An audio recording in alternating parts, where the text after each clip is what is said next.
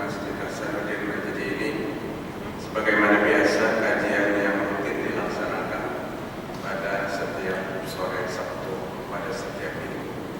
Ibu rahimahullah, pada kajian pagi malam hari ini saya akan sampaikan sebuah ayat Allah, surah Al-Imran ayat 102. Surah Al-Imran ayat 102. Ayat itu berbunyi, Ya ayyuhalladzina amanu ittaqullaha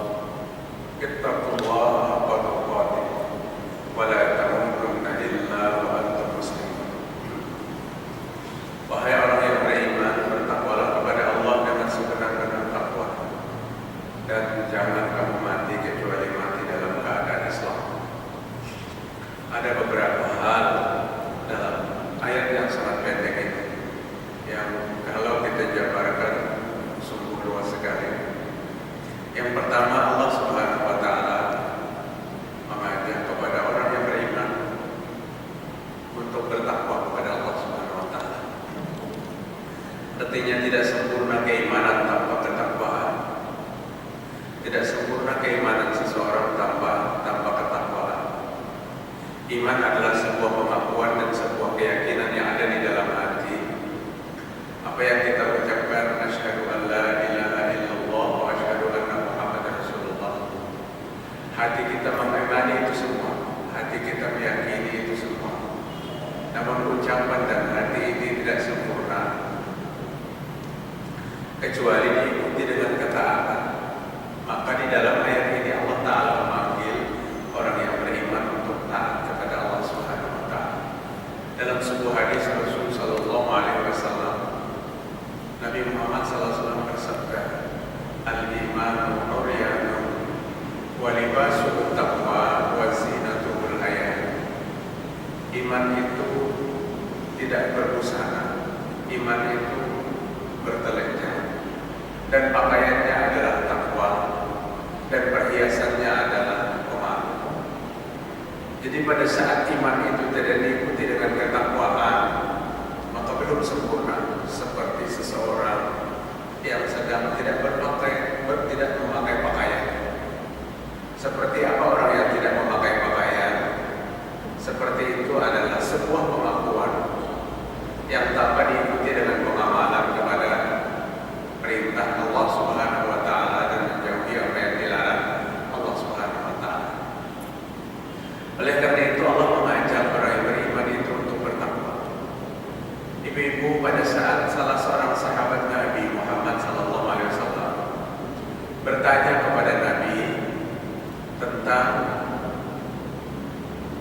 amal apa yang paling banyak menyebabkan manusia itu dimasukkan Allah ke surga, maka Nabi menjawab, at-taqwa, taqwa Allah wa husnul khuluq.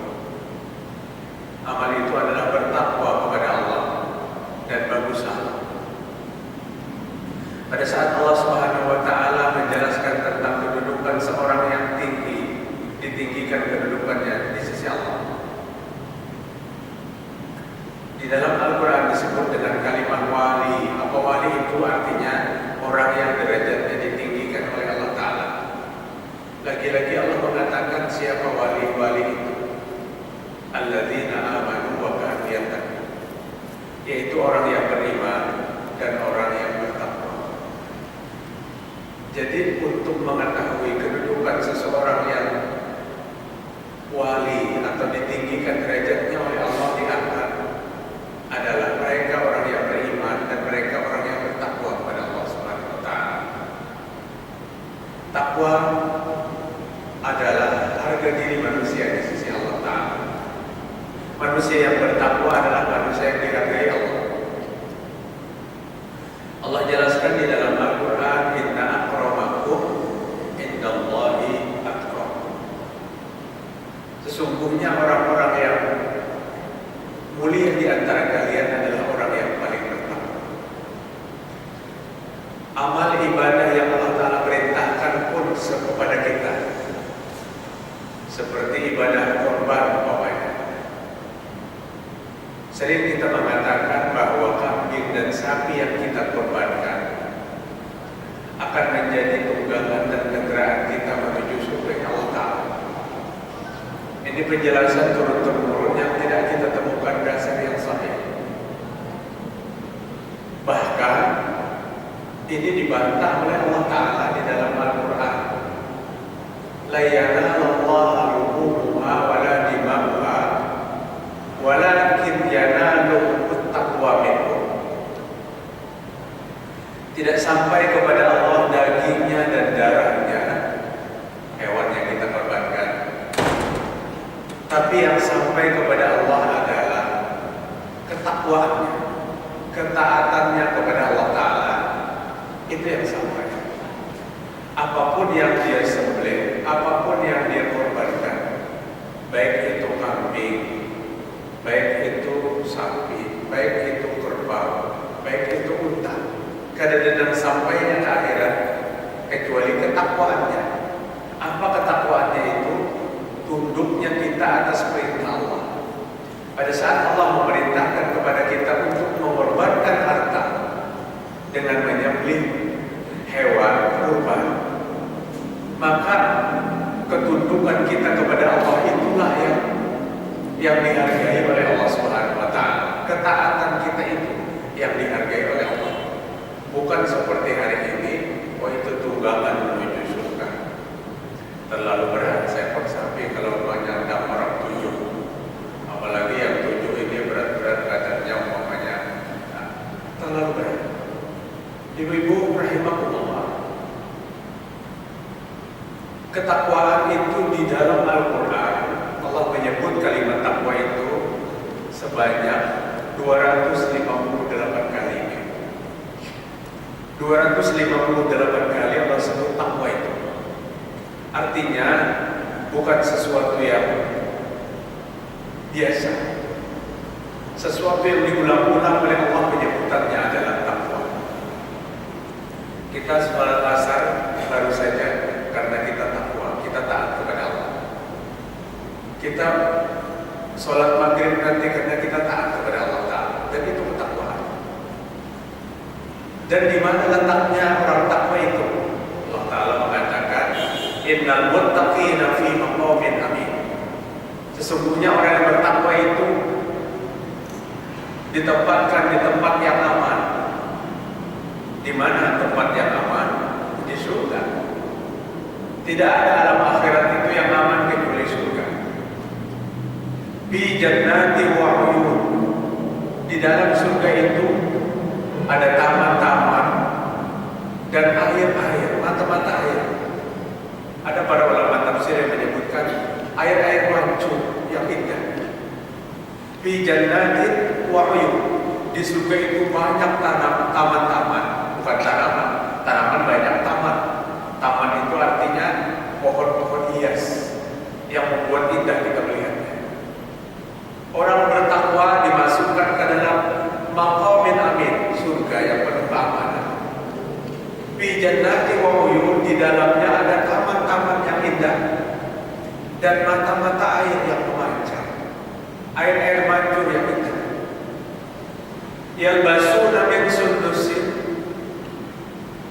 Ibu-ibu sering menyebutkan kain sundusin. Sundusin itu nama kain surga. Ada kain sundusin di sini. Ada kan? Ada. Memang sundusin itu nama kain surga. Bahasa Arab yang artinya sutra tipis. Mereka dipakaiani dengan kain sutra tipis, kain sutra yang tipis. Di surga tidak dilarang lagi bentuk pakaian seperti apa. Tidak ada. Kalau di dunia ini jangan tipis-tipis dan jangan kempres. Itu dilarang. Di surga itu tidak ada kesusahan. Tidak ada kesusahan. Kalau di dunia ini enaknya makan, tapi apabila kebanyakan kekanyangan. Apabila kebanyakan kekanyangan, tak umat bahwa kekanyangan itu susah.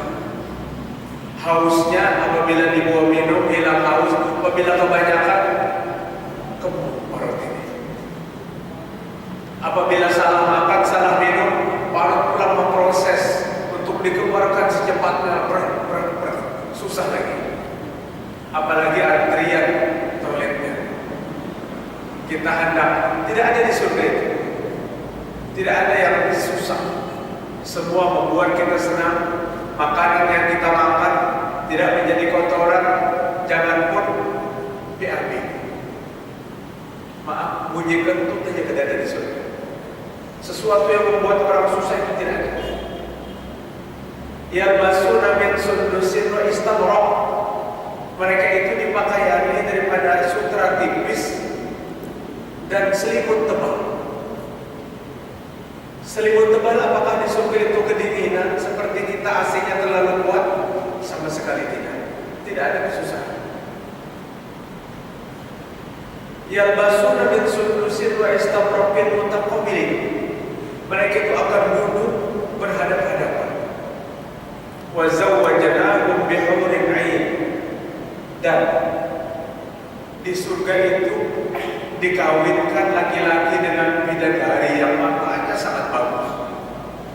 Yang matanya sangat bagus.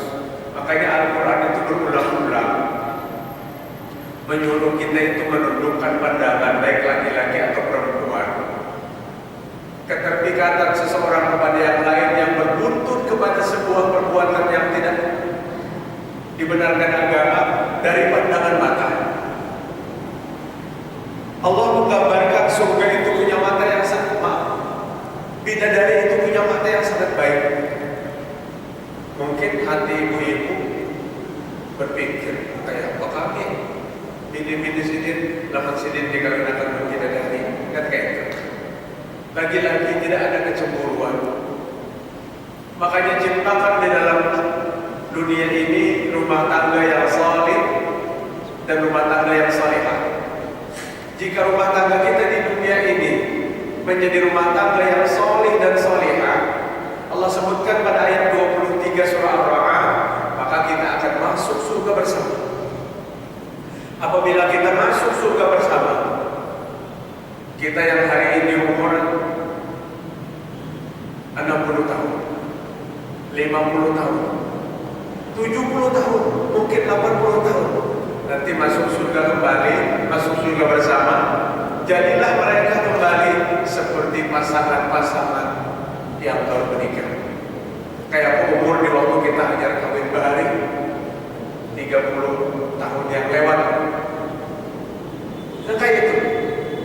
Jadi dan istri-istri orang yang beriman, suami-suami orang yang beriman dibuat penampilan dan ruhanya itu gagah dan cantik yang tidak terkira. Bidadari yang menunggu mereka cukup menjadi pembantu-pembantu mereka. Mereka suruh bidadari itu untuk apapun melayani mereka. Namun jika di dunia ini berbeda, lakinya taat, nang bini kada taat, nang bininya taat, nang laki kada taat, maka kada terkumpul. Yang satu di surga, yang satu di neraka. Karena kata terkumpul itu, maka awalnya nama masuk surga dikawinkan lawan bidadari. Oleh karena itu jangan pernah kita lepas sampai ke surga. Jadilah ciptakanlah rumah tangga yang soleh dan solehah. Sampai Nabi menjelaskan itu. Sahabat bertanya pada saat Rasul bercerita tentang indahnya surga. Ya Rasul, bagaimana dengan seorang perempuan yang solehah keburu mati belum kawin, mati masih gadis, mati tidak sempat disentuh oleh laki-laki yang halal, belum sempat mendapat suami, tapi dia taat, kemudian mati. Maka kata Nabi Muhammad SAW, perempuan-perempuan ahli surga itu yang matinya belum kawin itu, kata Nabi, nanti Allah carikan laki-laki yang matinya bujang juga yang masuk surga. Maka ada istilah ada repot-repot di dunia, di akhirat nanti akan dikawinkan. Allah akan carikan pasangan laki-laki bujang yang taat dan masuk surga, dan Allah akan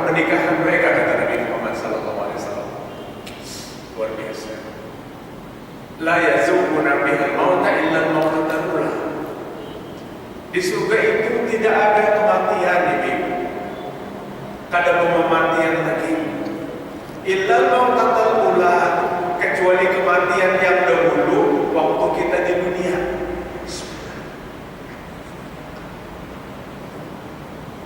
Kematiannya waktu kematian kita di dunia. Kematian yang pertama di akhirat kada ada kematian. Fadlan min rabbik, itu adalah satu karunia daripada Allah Subhanahu wa taala. Ibu-ibu rahimakumullah. Gambaran orang yang bertakwa adalah orang yang mengingatkan masa depan yang hakiki, masa depan yang abadi.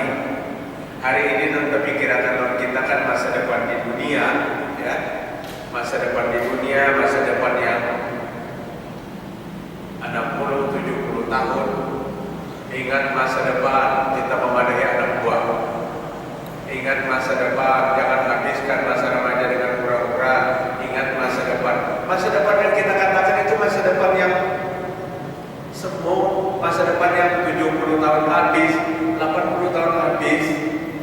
Sudahkah kita berpikir tentang masa depan yang abadi, yaitu masa depan di akhirat? Peras keringat banting tulang untuk menutupi kehidupan dunia, dan kita anggap itu masa depan.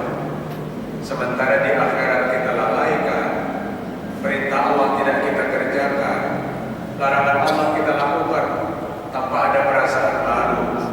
Ini orang-orang yang tidak mengerti tentang masa depan yang sebenarnya. Ittaqullaha haqqa tuqatih wa la tamutunna illa wa antum muslimun. Dan jangan kamu mati kecuali kamu dalam keadaan Islam. Mafhum ayat ini, perbaikilah Islam itu baik-baik sebelum mati.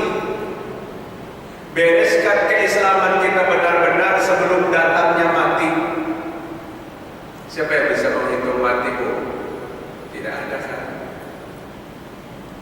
Pagi tadi disolatkan di Masjid Al-Jihad adiknya Ustaz Hamdani yang umurnya 24 tahun meninggal.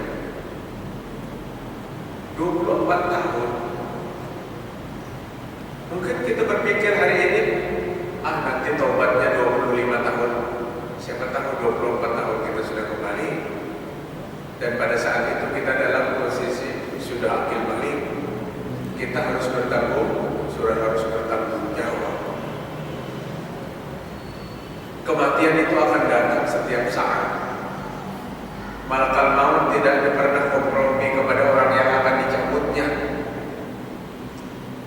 Kalau malakal maut datang, kemudian malakal maut memberitahu, siap-siap kan, besok jaga mati, kan ada tentangnya.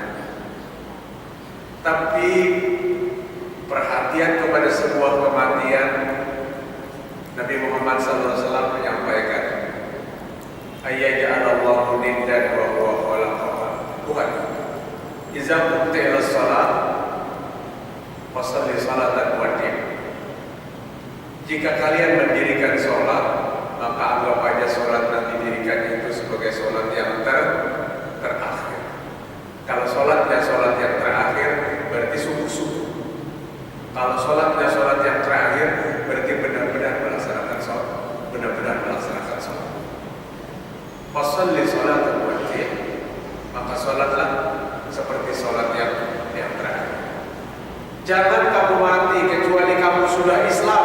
Maksudnya sebelum mati datang, Islam itu dibenarkan. Islam itu macam-macam. Ada Islam yang benar, seperti Islamnya sahabat. Ada yang Islamnya Islam kartu penduduk. Kalau di kartu penduduk salah mengetik M-nya ketiga penting, Islam sakit kita.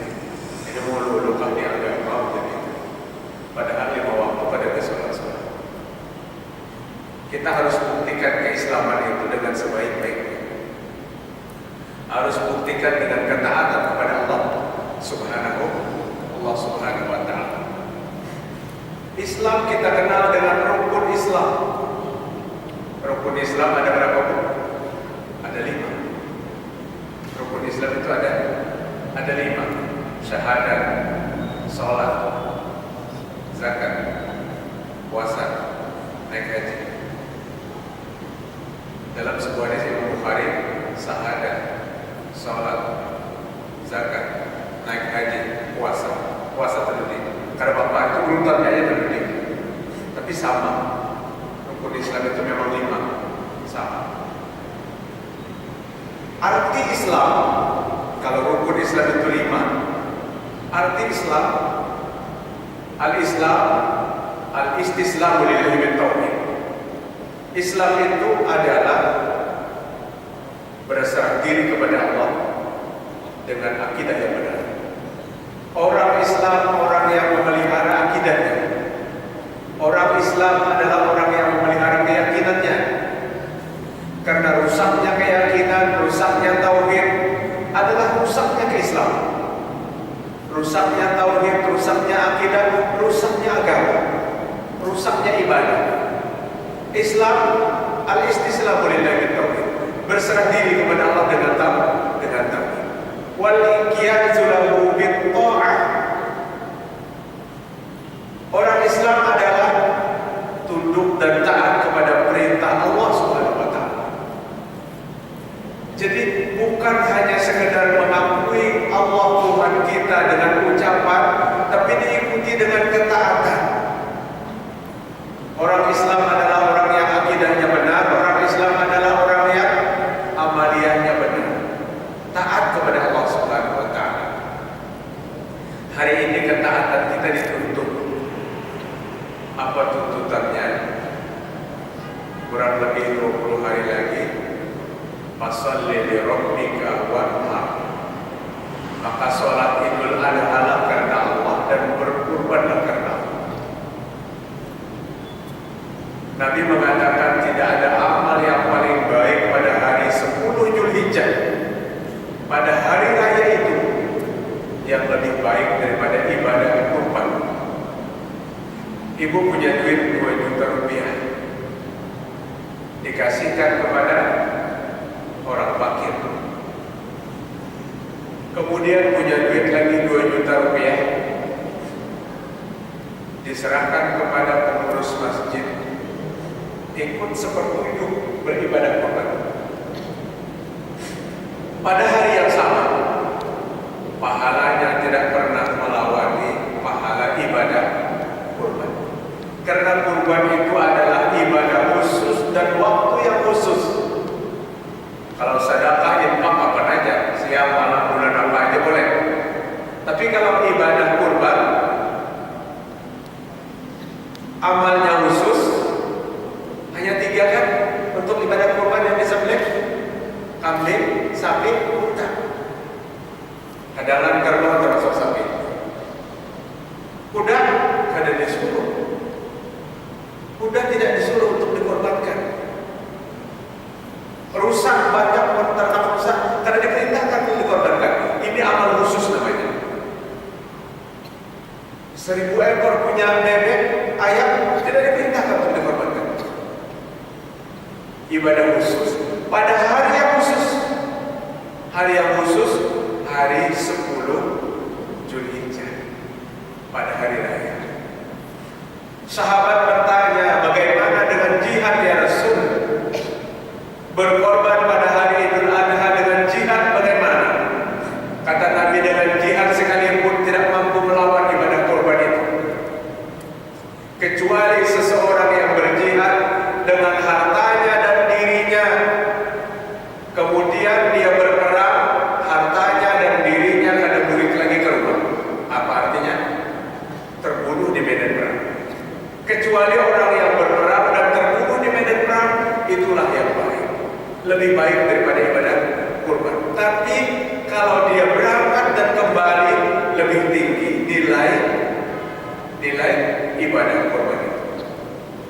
Beruntung orang yang 1 tahun sekali mampu menyisihkan ibadah kurban itu. Ibu-ibu, biasanya ibu-ibu yang paling takut, karena pertanyaan paling banyak dari ibu-ibu.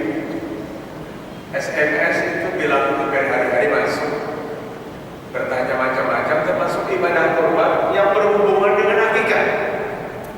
Rata-rata ulun jamaah jihad, ulun jamaah Hasanuddin Majdi, ulun jamaah Mujahidin, jadi kayak Pak Ustaz, ulun bahari kada diakikahi oleh orang tua karena orang tua kada mampu. Seumur sekarang belum mampu berkurban, sahaja tak kurbannya tanpa pernah berakikah. Sahbu. Akikah lawan kurban itu sama sekali kada ada hubungannya. Akikah itu dianjurkan kepada orang tua kita pada saat umur kita 7 hari, 14 hari, 21 hari. Lebih daripada itu tidak ada hadis yang memerintahkan akikah kecuali pendapat-pendapat ulama. Kalau mengambil kepada pendapat ulama boleh berakikah setelah dewasa, tapi merujuk kepada hadis yang sahih tidak pernah ada lagi perintahnya. Artinya jika orang tua kita waktu itu tidak mampu, tidak apa-apa, karena ketidakmampuan. Tidak ada beban bagi orang yang tidak mampu. Tidak diakikahi kemudian hendak berkurban, sahaja kurbannya sahabat. Karena ada hubungannya keabsahan kurban dengan akikah. Kemudian Rasul Sallallahu Alaihi Wasallam menjelaskan bagi orang yang hendak berkurban harus menghitung pertanggalan Hijriah, karena mulai tanggal 1 Zulhijjah sampai dipotong hewan kurbannya. Yang berkorban ini jangan memotong rambut dan jangan memotong kuku. Nabi melarang yang berkorban memotong rambut dan memotong kuku. Mulai 1 Zulhijjah. Berarti kita harus tahu 1 Zulhijjah itu mulai apabila. Paling tidak setelah kita tahu 30 Zulkaidah bulan ini, kita habiskan potong kuku. Habiskan. Lamun berkumis, larang jual kumisnya. Tapi pembedian kan ada dalam berkumis kan. Esok tidak lagi. 1, 2, 3 sampai 10 Zulhijjah pada saat hewan kurbannya disembelih. Sehingga tahun tadi di Wadawulun di Sungai Andai ada beberapa bapak-bapak yang datang, yang berkorban datang ke penyembelihan. Ustaz, sapi ulun sudah kan disembelih? Belum Pak Haji. Sapi yang ke-13. Oh iya Pak. Ya sini. Ada apa Pak Haji? Dia ulun membawa larapan akhirnya. Membawa larapan karena 10 hari kumis dia kada dilarang, kada bagus. Tapi karena itu anjuran Nabi, dia tidak lakukan. Nabi menganjurkan, kada melarang. Pada saat diberitahu Pak Haji, nih sapi pian disembelih, selesai menyembelihnya, cepat-cepat sedih masuk ke mobil no. Artinya jangan memotong rambut dan jangan memotong kuku apabila kita berkurban. Bolehkah yang berkurban itu umpat memakan daging kurbannya? Boleh benar. Allah menyebutkan justru yang memakan pertama itu berkurban. Fakuluhu wa at'imul qani awal mu'tar, kata Allah. Maka makanlah daging kurbanmu dan makankan kepada orang-orang fakir yang tidak mau meminta-minta dan orang fakir yang meminta-minta. Ada orang fakir yang menahan kefakirannya, disembunyikan, dia memiliki sifat malu yang luar biasa. Kada mau menada tangan ke sana ke sini. Allah mengingatkan nama ini lebih dulu. Makan daging kurbanmu dan berikan orang fakir yang tidak mau minta-minta. Kenapa disebut Allah berdahulu dalam Al-Quran? Karena ini sering tertinggal. Kalau yang datang ke lokasi, kami belum dapat bon, insya Allah dapat. Tapi orang fakir yang memalu jangan mau datang. Supaya hati-hati panitia diamanahkan, catat baik-baik. Siapa yang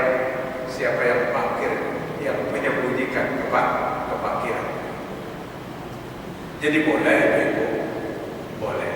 Bahkan Imam Syafi'i rahimahullah mengatakan orang yang berkorban itu boleh memakan daging kurbannya sepertiga dari jumlah daging kurban.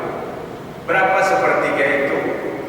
Kalau sapinya 70 kilo satu ekor dibagi orang bertujuh, berarti satu orang 10 kilo. 10 kilo dibagi 3, 3,3 kilo 3 orang, boleh kita mengambilnya. Tapi kan kita berkorban bukan untuk pesta, bukan untuk makan-makan. Terserah panitia, aturnya panitia. Oh, biarlah yang berkorban di wadah kami ini dapat 2 kilo aja atau 1,5 kilo aja. Sisanya kami bagikan ke awam, ke terantau, ke Sungai Gampang. Di wadah kami tunggu yang di belakang-belakang. Datakannya belum disembelih lagi sudah datakan. Nama korban belum datang. Bahagia mereka pada hari itu, sehingga yang berkorban ikhlaskan Bapak Mas 2 kilo. Kadang-kadang 2 kilo kami berikan untuk yang berkorban. Kebun yang halus itu ada 8, yang beratnya 4 on sampai 1,5 kilo, itu diberikan kepada keluarganya yang berkorban. Aturan yang kita laksanakan di bagian masing umumnya sudah mendekati kepada sunnah Nabi Muhammad SAW. Ibu-ibu rahimahullah, mungkin itu aja dulu yang dapat saya sampaikan pada kajian sore hari ini, dan minta maaf karena ada tanya jawab belum sudah siap nih datang ke rumah naik kendaraan. Malam ini pengajian di Martapura pada maghrib, jadi pembayarannya dipepet sampai ke Martapura, kajian di Martapura. Jadi itulah yang